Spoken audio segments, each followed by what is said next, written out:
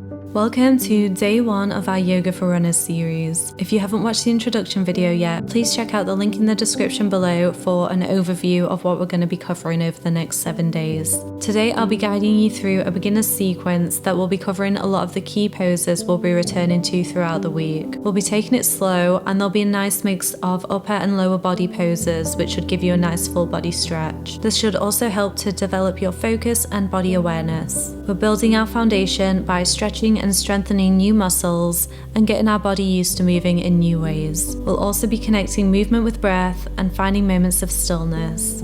I won't be using any props, but if you have a block or pillow, you may want to have these handy. So if you're ready, grab your mat and some water and let's begin.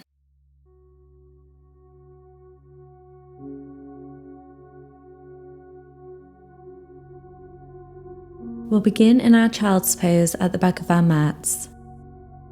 Bring your big toes to touch. Your knees can be close together or wider apart.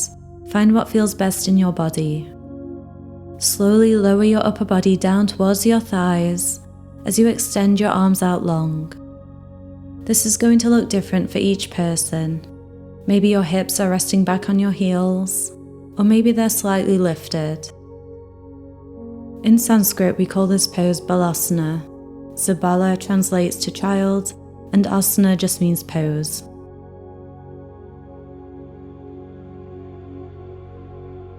We're going to breathe here for a few moments. Notice the breath as it flows in and out of your body. Feel the coolness of your inhales and the warmth as you exhale.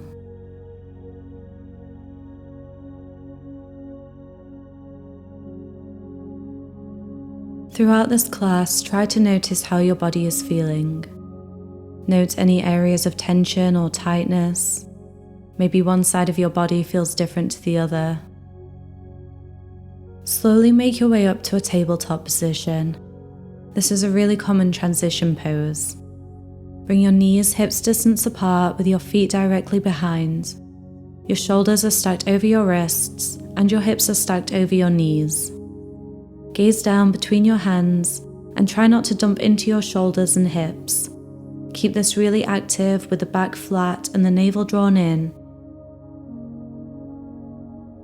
Let's warm up the back with a few rounds of cat-cow. As you inhale, gently arch your back, lower your belly and look up. And then exhale as you round your back and draw your chin towards your chest. Inhale, arch your back and look up. Exhale, round through your spine. Repeat this a few more times at your own pace.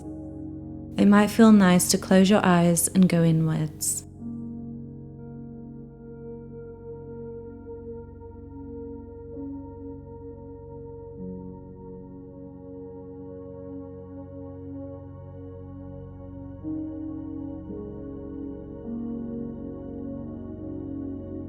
Return to your tabletop and find a flat back. Tuck your toes, spread your fingers, and firmly ground into your knuckles and fingertips. Slowly start to push the ground away from you as you lift your tailbone up towards the sky for your downward facing dog. For now, we are keeping the knees bent and focusing on stretching out the spine, creating as much length as possible. Keep your neck relaxed and gaze back between your knees or maybe your ankles. Let's add a bit of movement. Slowly start to pedal out your legs, straightening them one at a time to whatever degree is comfortable. Try to move with the breath and make sure you're keeping your spine long. Again, these poses will look different for all of us because our bodies are different, and each day our levels of flexibility and stiffness will vary. Some days my heels will touch the ground in downward facing dog, some days they won't. It really doesn't matter what these asanas look like, it's about how they feel. Find stillness in your downward facing dog again, either with your legs extended or bent, and then slowly shift your body forwards as you roll through to a plank position. Wrists are below your shoulders, keep everything engaged and draw your lower belly in. Try to create a straight line going down your neck, back and legs all the way down to your heels.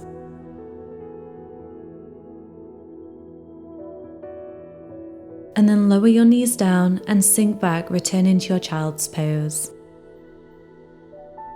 Take a moment to rest here. We're going to take a cleansing breath, in through the nose and out through the mouth. Exhale wherever you are. Take a deep inhale through your nose.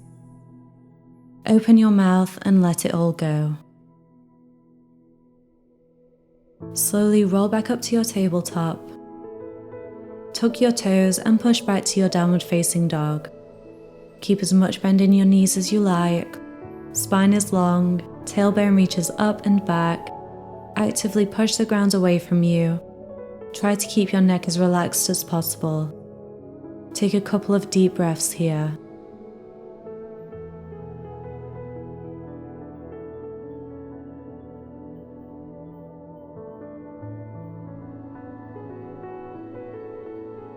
And then roll through to your plank position. We're going to take a version of what we would call a vinyasa, something we'll be exploring further this week. Core is engaged. Lower your knees down to your mat, and then keep your elbows tucked in by your sides as you lower your chest and then your chin so you're laid on your belly. Hands are planted by your ribs, legs are active, reach your toes towards the back of your room. We're going to find our cobra pose. Again, keep your elbows tucked in and bent as you press into the earth. Peel your upper body off the mat, finding a gentle back bend. And then slowly lower all the way back down. Continue to ground down firmly into your hands, and this time push your way back up to tabletop. Tuck your toes and find your downward facing dog. Spine is long, neck is relaxed. Take a couple of breaths here and let your heels sink further towards the ground with each exhale.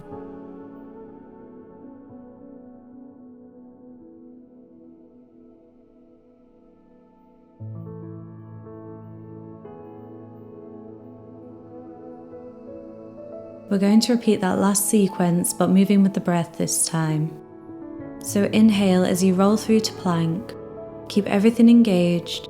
And then exhale, keep your elbows tucked in and lower to your knees, chest, chin. Inhale for your cobra, lift your upper body, elbows are bent and legs are active. Exhale as you lower back down. Inhale here. And then exhale as you come through tabletop and push back to downward facing dog. Take 4 deep breaths here. Continue reaching your tailbone up and back and feel your spine lengthen, creating space between your vertebrae.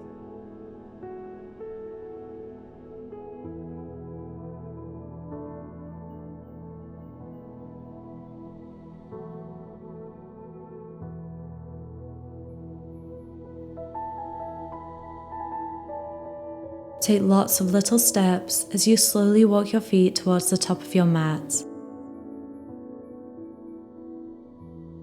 Bring them about hips distance apart.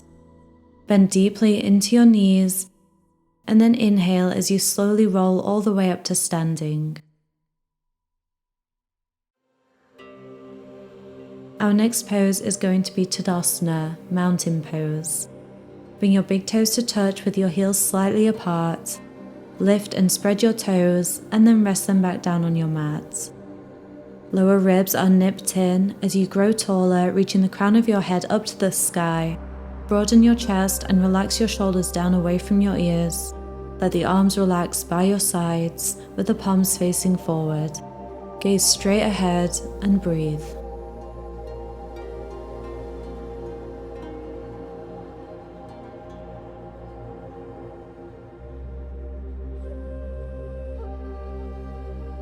We're going to find our first warrior pose, Virabhadrasana 1. Bring your hands to your heart in prayer. We call this Anjali Mudra. Step your left foot back with the toes pointing slightly out at about 45 degrees. Traditionally, we align the feet heel to heel, but this may not be comfortable for all bodies and can make it tricky to balance, so feel free to bring your left foot further out if needed. Try to align your hips with the front edge of your mat and bend into your right knee. Bring your right thigh towards parallel with the ground. Root firmly into your back foot and raise your arms up to the sky. Another option, if you feel any restriction in your shoulders, is to bring your hands back to heart.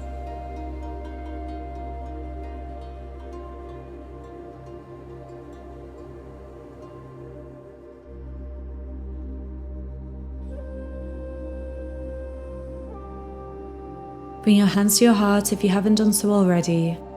Press into your back foot and step to the top of your mat. Now you have your Warrior 1, let's find Warrior 2. With control, take a big step back with your left foot and come to face the long side of your mat. Extend both arms out wide with the palms facing down. Adjust your stance so your ankles are roughly underneath your wrists. Your right knee and toes are pointing towards the top of your mat. Bring your left foot towards parallel with the back short side of your mat. Once there, slowly bend into your right knee, stacking it on top of the ankle. Press down through the outer blade of your back foot, torso is long, shoulders and neck are relaxed. Gaze over your right fingertips.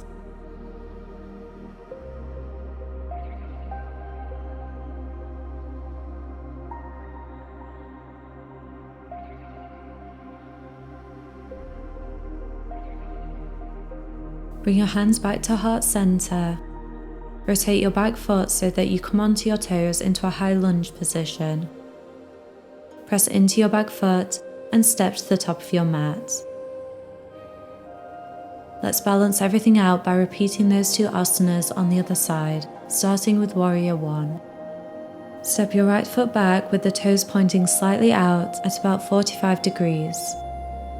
You can align the feet heel to heel, or again you can bring your right foot further out if needed. Draw your right hip forward and your left hip back so they're facing the short side of your mat. Bend into your left knee, bringing your thigh towards parallel with the ground. Root firmly into your back foot and inhale as you raise your arms up to the sky, or feel free to keep your hands at heart if needed.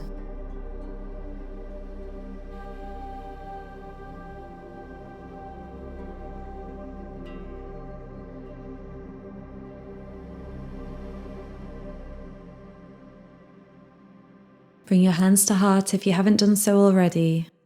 Press into your back foot and step to the top of your mat. Now for Warrior 2.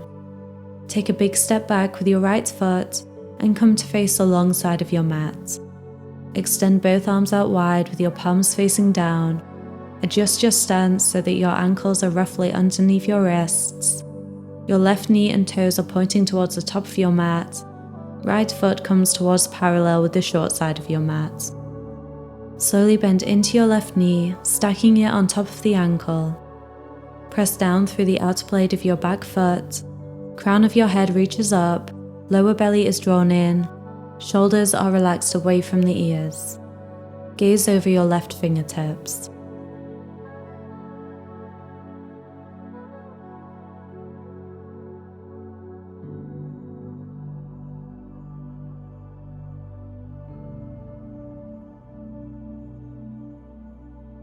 Bring your hands back to heart center. Rotate your back foot so you come up onto your toes into a high lunge. Press into your back foot and step to the top of your mat. Find Tadasana with your arms by your sides and your palms facing forwards. We just have one more new pose today. This is going to be our standing forward fold, Uttanasana in Sanskrit. You can have your feet together with the big toes touching and heels slightly apart, or maybe bring your feet hips distance apart. This can help with your balance. On an inhale, reach your arms up to the sky, palms touch overhead. Create as much length as you can. Exhale as you hinge forward from your hips. Bring your hands through heart center. You can add as much bend to your knees as you need. Reach your hands down towards your mat, or you can rest them on your shins, or maybe on a block. It doesn't matter what this pose looks like. We only want to go deep enough so that we're feeling a gentle stretch in the backs of the legs. Bring your awareness to your breath and feel your hamstrings releasing further with each exhale.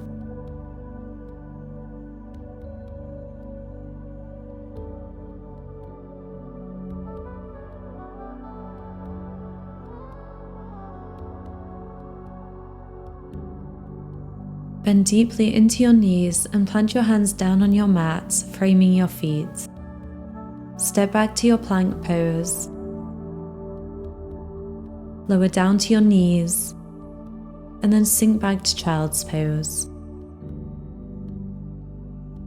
Breathe here for a moment.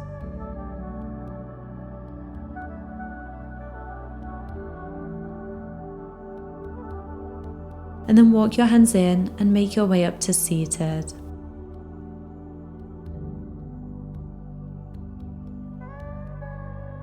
We're going to end with one final stretch. On an inhale, reach both arms up to the sky, palms touch. Exhale, hands to heart. I hope you found this class useful and that you're feeling more comfortable with these poses. Our next class is going to be a slow flow, so we'll be taking it steady again, but starting to create more movement and transitions between poses. This will be a great one to do either first thing in the morning or as part of a warm-up before you go for a run. Thank you so much for practicing with me. I'll see you tomorrow for day 2. If you enjoyed this class, it would really help me out if you liked and subscribed. Thank you so much.